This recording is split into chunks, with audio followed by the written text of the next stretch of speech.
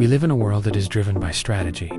Governments have strategies, companies have strategies, and nowadays, even individuals have strategies.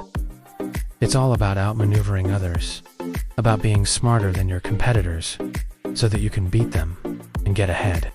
And we've been led to believe that this is the best way to go about things. After all, if you can't beat them, join them, right? But what if there was another way? What if there was a better way? You see, until recently, the world was governed by what Thomas Friedman calls the old economics of information. This was a time when information was scarce and hard to come by.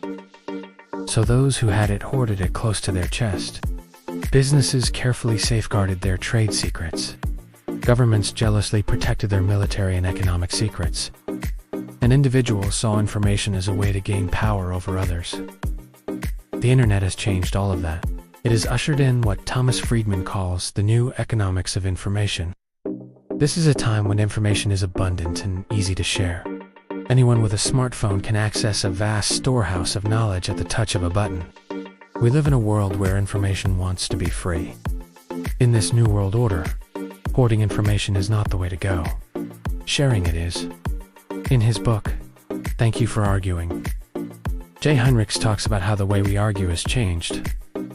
With the rise of the internet, he calls the old way of arguing the art of rhetoric.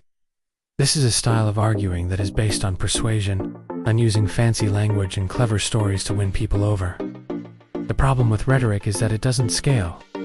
You can only use it to argue with a small number of people at a small number of events. The internet has changed all of that. With the rise of social media, we now live in an age of networked argumentation. This is a style of arguing that is based on providing evidence, on using data and logic to win people over.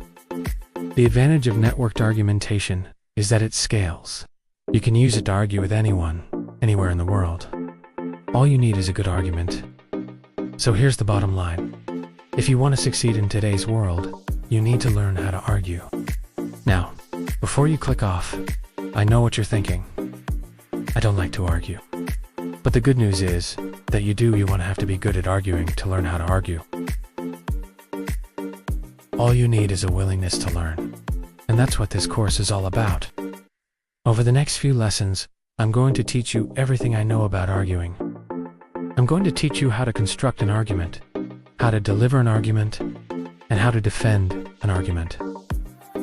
By the end of this course, you will be able to argue with anyone on any topic. And the best part is, you won't even have to be good at arguing to do well in this course. The reason is simple. This course is all about teaching you the right way of looking at things.